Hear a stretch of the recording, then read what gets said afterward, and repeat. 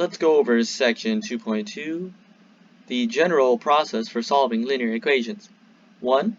Simplify each side of the equation completely. Work on the left side of the equation first, then work on the right side of the equation. Use the distributive property to clear any parentheses. If there are fractions in the equation, multiply both sides of the equation by the LCM of the denominators to clear the fractions from the equation. After that, combine any like terms that are on the same side of the equation. After you have completed this step, the equation should contain at most one variable term and one constant term on each side. Step 2, collect all variable terms on one side of the equation. If there is a variable term on each side of the equation, use the addition property of equality to place both variable terms on the same side of the equation. Step 3, collect all constant terms on the other side of the equation. If there is a constant term on each side of the equation, use the addition property of equality to isolate that variable term. We want to isolate that term to solve for it. Divide both sides of the equation by the coefficient of the variable term. At this point, the equation should be of the form ax equals b. Use the multiplication property of equality to find the solution. Step 5. Check your work. Make sure your answers are correct. Part A. Solve 8x plus 38 equals 6. I want to isolate that 8x, so we need to add or subtract 38 to both sides. In this case, we're going to do the opposite, subtracting 38 to both sides, so these two numbers would actually cancel out.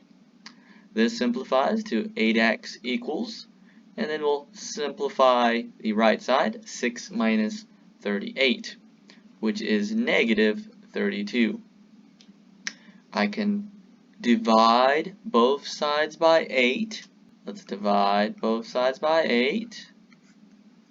X is equal to negative 4.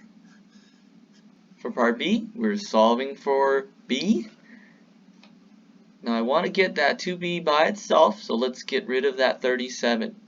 Subtracting 37 is the opposite. Let's subtract 37 to both sides, and that 37 and the negative 37 cancels out. 9 minus 37 simplifies to negative 28 equals 2b. We can now divide both sides by 2 to get the b by itself.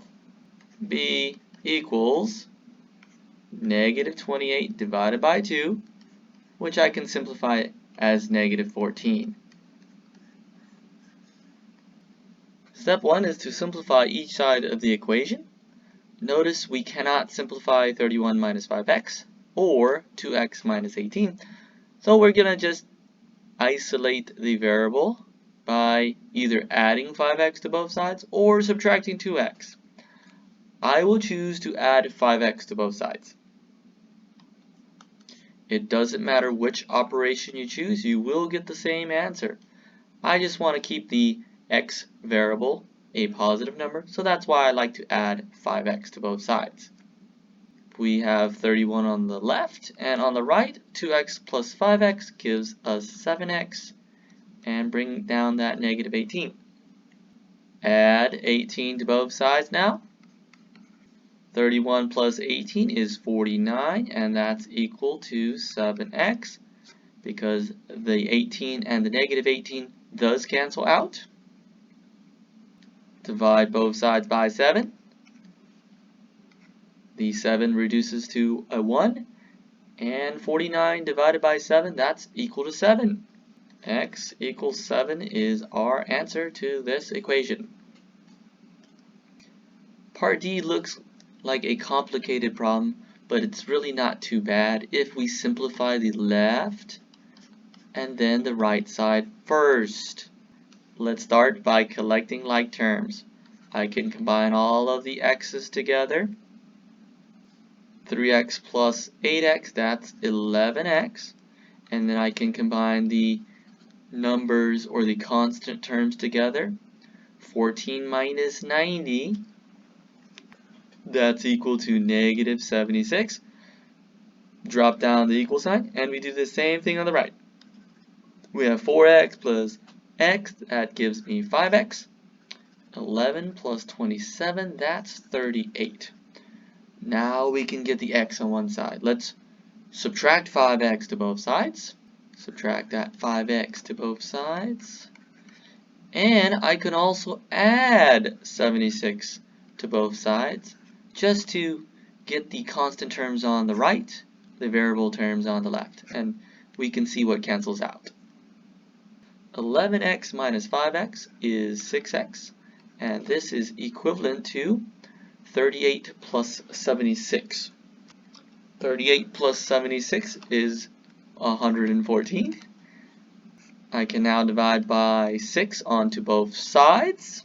Our solution simplifies to 114 divided by 6, which is 19.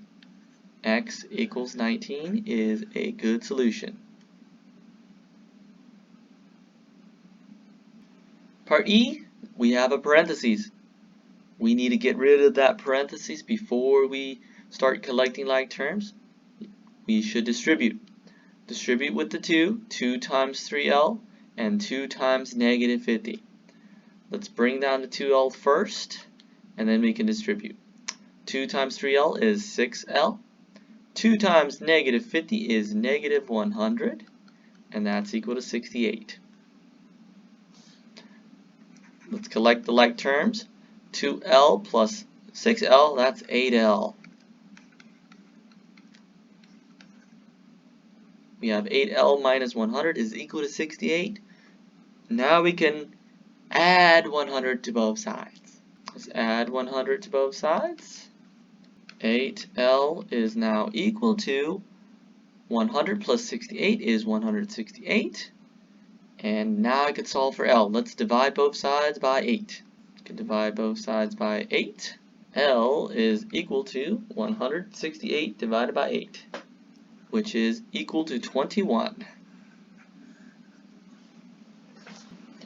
Part F, this problem has fractions in it, so we need to find the LCM of the denominators. I need to find the LCM of all of these denominators. 9, 4, 6, 3. So a good way to do this is to factor each of the denominators into its primes. I know 9 is written as 3 times 3. 3 and 3, we can't break that down any further. 4, I could break that down as 2 times 2. 6 is 2 times 3. And 3, well, that's just 3. Now to find the LCM, we need to find a number that's divisible by 9, 4, 6, and 3 at the same time. In order to be divisible by 9, I need to have all of the factors of 9, so I need a 3 times 3. In order to be divisible by 4, I need to have 2 times 2 in my prime factorization, so we'll add a 2 times 2. To be divisible by 6, we need a 2 and a 3. We have enough 2's and enough 3's to be divisible by 6. And we don't need another 3 because we have plenty of 3's to be divisible by 3. Now I can multiply all of this out, and that will be my LCM. 3 times 3, which is 9, times 2, which is 18, times 2 again, that's 36. The LCD is 36. The LCM is 36. We can get that 36 by guessing, or we could use this method by finding the prime factorization. Whatever works for you. If you can find a number that's divisible by all 4, it would work for this problem. We're going to take that 36 and we're going to multiply it to every single term in the problem.